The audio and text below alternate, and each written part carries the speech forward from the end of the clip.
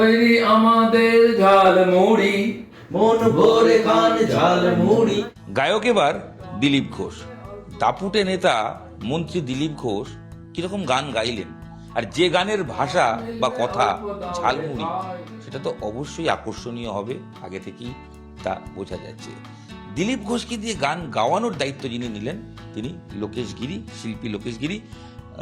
সুরকার, আপনি লেখক। উনুনে চালকে গরম বালিতে যেই না নাড়া নাড়ি, সাদা সাদা মুড়ি পাবে সরু মোটা মুড়ি। উনুনে চালকে গরম বালিতে যেই না নাড়া নাড়ি, সাদা সাদা মুড়ি পাবে সরু মোটা মুড়ি। প্রথম প্রশ্ন, দিলীপ ঘোষকে গান গাওয়ানোর জন্য অ্যাপ্রোচ করা কতটা কঠিন ছিল?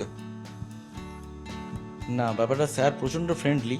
আর উনি মানে আমাদের সঙ্গে একদম মানে উনি যে এত বড় একটা লেভেলে আছেন, বা উনি মন্ত্রী, আমার তো মন্ত্রী হওয়ার আগে থেকেই আমার ওনার সঙ্গে মানে যাওয়া আসা। তো মানে উনি যে এত বড় একটা জায়গায় আছেন সেটা উনি কখনোই আমাদের সঙ্গে এতটাই ফ্রেন্ডলি থাকেন। বিশেষ করে সকালবেলা আমরা যখন মর্নিং ওয়াক করি তখন উনি মানে হাসি ঠাট্টা, খাওয়া দাওয়া, এনজয়, মানে টোটাল ব্যাপারটাই মানে একদম ফ্রেন্ডলি। এবারে 2024-এর শেষে আমার ওনার সঙ্গে পরিচয়। এবার পরিচয় ওই মানে পার্কেতেই। তো আমি ওনার সঙ্গে এমনি পরিচয় করতে চাইনি, যেহেতু আমি একজন সঙ্গীত শিল্পী আর আমি ইন্ডাস্ট্রিতে কাজ করছি। তো আমার মনে হয়েছে যে সঙ্গীতের মাধ্যমে ওনার সঙ্গে পরিচয় করি। তো ওই মর্নিং ওয়াক নিয়েই, ইকো পার্কের ব্যাপারটা নিয়ে আমার একটা গান তৈরি করি, এবং টোটালটা আমার গাওয়া, আমার মিসেসের গাওয়া, আমার লেখা, আমার সুর। তো ওই ব্যাপারটা নিয়ে আমি প্রথম ওনার কাছে গিয়ে বলি যে স্যার আপনি তো পার্কে আসেন, আমার আপনার সঙ্গে পরিচয় করার খুব ইচ্ছা ছিল, কিন্তু আমার মনে হয়েছে এমনি এমনি সবার মতন হাই হ্যালো করে পরিচয় করাটা ঠিক নয়, আমি গান দিয়ে আপনার সঙ্গে পরিচয় করতে চাই। বলে বাহ, এটা খুব সুন্দর। আমি তখন বলি আমি এনেছি গান আপনার জন্য তৈরি করেছি। উনি খুব আনন্দ পেলেন এবং শুনলেন, শুনে বলে তুমি গিয়েছো, একটু খালি গলায় করো। আমি গাইলাম, বলে বাহ, খুব ভালো খুব ভালো। আমার তো দারুণ আনন্দ পেলে। আনলে স্যার আনন্দ পেলে হবে না, আমার মনের ইচ্ছা যে এটার ভিডিও করে আমি রিলিজ করি ইউটিউবে। বলে দেখো আমি তো ভিডিওর কিছু বুঝি না, আমি এখানে হাঁটাহাঁটি লাফালাফি করি, এখানে আমি মাছ ধরি, যা আমি করি, তুমি যদি ভিডিও তুলে নিয়ে করতে পারো করো। তারপর আমি ভিডিও করা আরম্ভ করি 2025-এর ফেব্রুয়ারির একটু আগে, মানে জানুয়ারির শেষে। তো উনি প্রচণ্ডভাবে কোঅপারেট করেছেন। ভোর 6টার সময় অন্ধকারে উনি গাড়ি এনেছেন। তখন আমি বলছি স্যার আবার গাড়ি পিছিয়ে নিয়ে চলে যান। উনি পিছিয়েছেন গাড়ি, আবার এরমভাবে উনি পুরো কোঅপারেট করেছেন, করে ভিডিওটা তৈরি হয় এবং আমার রিলিজ হয়। হ্যাঁ, মিউজিক ভিডিও, ওটাই ফার্স্ট, মানে 2025-এর ফেব্রুয়ারিতে রিলিজ হয়। তারপরে যোগা দিবস, কি বলে, পরিবেশ দিবস পরপর চলেছে, এবং উনি বলেছেন তুমি গান করো, আমি করেছি। তারপরে ওনার বিয়ে হলো, সেই সময় মানে কাকতালীয়ভাবে আমরা তো হঠাৎ করে জানতে পেরেছি। পরের দিন সকালবেলায় উনি পার্কে এসেছিলেন। তো সেই সময় আমি বাজলো বিয়ের সানাই বাজলো, এরকম একটা গান তৈরি করেছিলাম। তো সেটা মানে মিডিয়া, মানে সেই সময় দেখিয়েছিলাম, আমি সকালে গিয়ে আমি ওনাকে গিয়েছিলাম। তো এইভাবে মানে আমার চলতে থাকে। তারপরে এই করে করে পরপর এই দই হাঁড়ি উৎসব, এরকম যা যা যা যা হয়েছে প্রত্যেকটা অকেশনে আমি গান তৈরি করেছি। এবার লাস্ট ভোটের যখন সময় এলো এই বছর, তখন উনি বললেন যে তাহলে তুমি এত গানের আমাকে নিয়ে কাজ করছো, এবং যোগা দিবসে উনি মানে শ্লোক বলেছিলেন, সেটা কিন্তু আছে মানে ওর মধ্যে, সেটাও প্রচণ্ড সুরে উনি বলেছিলেন। তখন থেকে আমার মাথায় ছিল যে এত সুরে উনি কিন্তু যা করেন, মানে গলা হতে হেঁড়ে হেঁড়ে কথা বলছেন, বা উনি রেগে রেগে কথা বলছেন মনে হয়, কিন্তু সুর যখন দিচ্ছেন তখন কিন্তু ঠিকঠাক হয়ে যাচ্ছে ব্যাপারটা। ঠিক আছে, এটা নিয়ে অতটা তখন ব্যাপারটা হয়নি, কিন্তু হয়েছে। তারপরে এই ভোটের সময় আমার 5খানা টোটাল গান আমি তৈরি করি ভোট নিয়ে, মানে করপুর নিয়ে, চা চক্র নিয়েও গান তৈরি হয়। তো এই দিয়ে আমার লাস্ট কাজ হয়, মানে শেষ। তারপরে মাঝেও কয়েকটা টুকটাক কাজ আমি করেছি। তো এইবার যেটা হয়েছে, মানে মোদিজি আসার ঠিক এক সপ্তাহ কি 2 সপ্তাহ আগে আমাদের ইকো পার্কে একটা ঝালমুড়ির খাওয়া দাওয়ার একটা অ্যারেঞ্জমেন্ট হয়। তা সেটা খুব মানে আমরা আনন্দ করি, এনজয় করি। তখন আমার মনে হচ্ছে বাহ, এটা একটা টপিক রেডি দিয়ে করা যেতে পারে, কিন্তু অতটা মাথায় আসেনি। তারপরে মোদিজির এই ব্যাপারটা তো বিরাট ব্যাপারটা হলো। তারপরে আমাদের পার্কে আরেক দিন এর মধ্যে আর কি একটা মানে এই 2.5 মাস মতন আগে এই ঝালমুড়ি নিয়ে একটা বেশ ব্যাপারটা হলো। তাতে স্যার ঝালমুড়ি ঝালমুড়ি এরকম বলে, মানে বেশ পার্কের মানে যেটা হয় সকালবেলার মিডিয়াতে এসে তখন আমার মাথায় ক্লিক করে স্যারকে যে গাওয়া যখন চিন্তা করেছিলাম যে এই টপিক্সটাই রাখি, এক টপিক্সটা তো পাওয়ার দরকার, ব্যাস এই ব্যাপারটা। তারপর স্যারকে বললাম, স্যার বলে হ্যাঁ করো করো গান। তো শব্দ দু একটা শুনি, কি থাকছে লিরিক্স? প্রথমের কথাটা মানে এটার টোটাল উদ্দেশ্যটাই যে ঝালমুড়ির রেসিপিটাকে আমরা আপাতত এনেছি, মানে গানটার মধ্যে পুরো রেসিপিটা আছে। আর হুক লাইনটা লাস্টে তৈরি হয়ে গেল আমাদের ঝালমুড়ি, এটা আছে স্যারের। আর শুরুতে যেটা মানে শুরু হচ্ছে এরকম, সুরটা হচ্ছে মানে স্যারকে এক্সপেরিমেন্ট করেই করা হয়েছে, বেশি সুরে তারতম্য রাখা হয়নি, জাস্ট কথার মতন করে রাখা হয়েছে। ওটা হচ্ছে উনুনে চালকে গরম বালিতে যেই না নাড়া নাড়ি, সাদা সাদা মুড়ি পাবে সরু মোটা মুড়ি।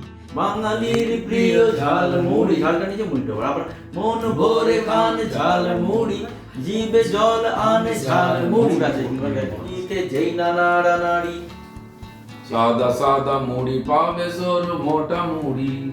ঝালমুড়ি ঝালমুড়ি ঝালমুড়ি, তৈরি হয়ে গেল ঝালমুড়ি, বাঙালির প্রিয় ঝালমুড়ি। এই ব্যাপারটা এরকম ক্রস লাইনটা আছে। গায়ক দিলীপ ঘোষকে কিরকম পেলেন স্টুডিও? এবার গায়ক হিসেবে দিলীপ ঘোষ স্টুডিওয়ে তিনি যখন অ্যাপেয়ার করলেন, ভিডিও দেখা যাচ্ছে তিনি যা বলছেন আপনি শুনছেন, করছেন, চেঞ্জেস যেগুলো করছেন।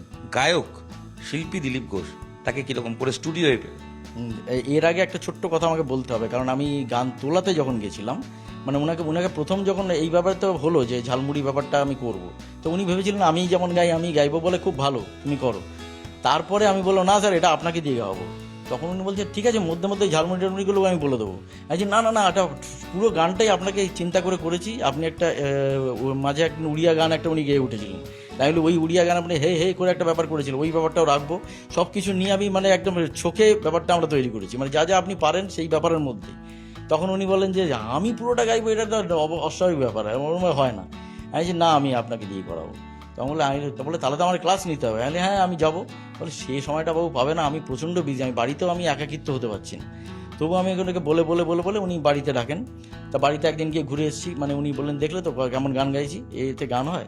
আরেকদিন আমি গেলাম, রিহার্সাল করলাম। যেদিনকে রিহার্সাল করলাম সেদিনকে কিন্তু আমার মনে হলো যে উনি খুব ওবিডিয়েন্ট স্টুডেন্ট, মানে একদম এটা মানে আমাকে বলতেই হবে না, মাথা নিচু করে, মানে উনি কিন্তু মনেই হচ্ছেন না যে শুনছেন শুধু না, আমি যে নোটটা বলছি সেটাকে গাইছেন। ওনার সিকিউরিটিরও মানে হ্যাঁ মানে সবাই ওখানে দাঁড়িয়ে গেছে, আরে বাবা উনি গান করছেন, এটা ব্যাপার। তারপরে তো উনি আর টাইম দিতে পারছেন না, চলে যাচ্ছেন দিল্লি, চলে যাচ্ছেন এরকম মেদিনীপুর মানে খড়গপুর। তারপরে অবশেষে উনি বললেন, আমি বললাম না স্যার আরেকটা তো সিটিং আপনার দরকার। তখন ঠিক আছে তাহলে এসো মৃত্তিকা ভবন। মৃত্তিকা ভবনে গিয়ে এতটাই ভিড়, আমি 12টার সময় গিয়ে 6টা অবধি বসে আছি। 6টার সময় উনি ডেকে বলছেন দেখছো কেমন গান গাই আমি, আর এখানে গান হয়। আমি বুঝতে পারলাম ব্যাপারটা। তখন আমি আর আমার মিসেস আমরা চিন্তা করলাম যে না, স্যারকে তাহলে স্টুডিওতেই ডাইরেক্ট ডাকতে হবে। আর গানটা তো এমনি গেয়ে দিয়েছি, উনি যা শোনেন, যা অবস্থার মধ্যে থাকি। কালকেও আমি চেল্লামিল্লি করেছি, এখন তো মানে খুব কথাবার্তা আমার চলছে, এতে কি আর গান হয়? তারপর ঢুকেই আমার একটু ডাব খাইয়েছি, বলে ডাব খাইয়েছি, আমার গলা আরও বসে গেছে। বলে ঠিক আছে আমি যা পারি তাই করবো, তুমি যদি গাইয়ে নিতে পারো গাও। কখনই উনি বলেননি যে উনি গাইবেন, আমরাই মানে জোর করে ওনাকে বলছি, কারণ আমি দেখতে পাচ্ছি আমি কিন্তু আমি এক্সপেক্ট যেটা করেছি, কারণ আমি বলেছিলাম স্যার 2 ঘন্টা লাগবে। উনি বলছেন 2 ঘন্টা দেবো আমার পক্ষে সম্ভব না, 1 ঘন্টা দেবো, যদি হয় আরেকদিন তখন দেখা যাবে। তো আজকে উনি কিন্তু 7টা 20-তে ঢুকেছেন, 8টা 10-এ উনি গান শেষ করে দিয়েছেন। উনি বলছেন এখনও তো আমার হাতে সময় আছে, তোমার তার আগেই শেষ হয়ে গেল, এটা কিন্তু উনি করেছেন। এবং যেটা আমার বলার, সুরের দিক থেকে আমরা শিল্পীরা রেওয়াজ করে যেভাবে সুর করি সেভাবে যদি আমি বলি, তাহলে অবশ্যই বলবো যে অনেক দিক দিয়ে উনি কম। উনি নিজেও সবসময় বলছেন ঠিক আছে, কিন্তু যেটা গড গিফটেড, যেটা সিঙ্গাররা আমরা প্র্যাকটিস করেও অনেক কষ্ট করে তৈরি করি, সেটা হচ্ছে তালে কিন্তু উনি মারাত্মক পারফেক্ট। মানে অফ বলছি, অফে দিচ্ছি, উনি অফে দিচ্ছেন, মানে ওনার ভিডিওতেও দেখতে হবে, যেটা আমাকে প্লাস পয়েন্ট, আমাকে অনেক সাহায্য করেছে। এই গান কবে প্রকাশ পাবে? আর এই গানে নিশ্চয়ই একটা ভিডিও হবে, ভিডিও মানে তাতে দিলীপ ঘোষ নিশ্চয়ই উনিও থাকবেন, দিলীপ ঘোষ অভিনয় করবেন, গানও গাইছেন। কবে প্রকাশ পাবে এবং এটা কি একটা ন্যাশনালি, মানে ভবিষ্যতে এটাকে অন্য ভাষায়, হিন্দিতে বা আরও মানুষের কাছে পৌঁছে দিতে সেরকমও চাইছেন? সব মিলিয়ে এখন তো এত চিন্তা করিনি, আপাতত গানটা রিলিজ করব অবশ্যই, যত তাড়াতাড়ি পারবো রিলিজ করবো, কারণ এখনও তো মিক্সিং হয়নি, সবে আজকে রেকর্ড হলো। তো মিক্সিং হয়ে এবার ভিডিওর ব্যাপারটা তো ওনার টাইমের একটা ব্যাপার আছে, সেই দিকটা আমাদের দেখতে হবে। তো মোটামুটি চেষ্টা করবো যতটা তাড়াতাড়ি, 1 সপ্তাহ বা 2 সপ্তাহের মধ্যে তো চেষ্টা করবো এটাকে রিলিজ করবো। একদম। বাঙালির রাজনীতিতে বা বাংলার পরিবর্তনে ঝালমুড়ি একটা অনেক জায়গা নিয়ে রয়েছে। প্রধানমন্ত্রীর ঝালমুড়ি খাওয়া ঝাড়গ্রামে, তারপর থেকে ঝালমুড়ি বাংলার কৃষ্টি সংস্কৃতিতে নতুন করে জায়গা নিয়েছে। সেই ঝালমুড়ি নিয়ে এবার বাংলা গান, আর যে গান গাইলেন তিনি রাজ্যের দাপুটে মন্ত্রী দিলীপ ঘোষ। গানের স্রষ্টা, সুরকার তিনি বলছেন গায়ক হিসেবে যথেষ্ট ভালো নম্বরই পাবেন দিলীপ বাবু। মিউজিক ভিডিও হবে, সময় কম, তার মধ্যেই যতটা ব্যস্ততার মধ্যে করা যায় কাজ সেদিকেই নজর দেওয়া হচ্ছে। তবে রেকর্ডিং স্টুডিওয়ে মাত্র 50 মিনিট সময় নিয়েছেন দিলীপ ঘোষ, আর তাতেই সুর, তাল, লয়ের তার স্পষ্ট নিদর্শন দেখা গেছে। ঝালমুড়ি আসছে খুব তাড়াতাড়ি দিলীপ ঘোষের কণ্ঠে আপনার প্রিয় সোশ্যাল মিডিয়ায়। ক্যামেরায় সঞ্জয় মণ্ডলের সাথে ইরণ রায় বর্মন, নিউজ 18 বাংলা।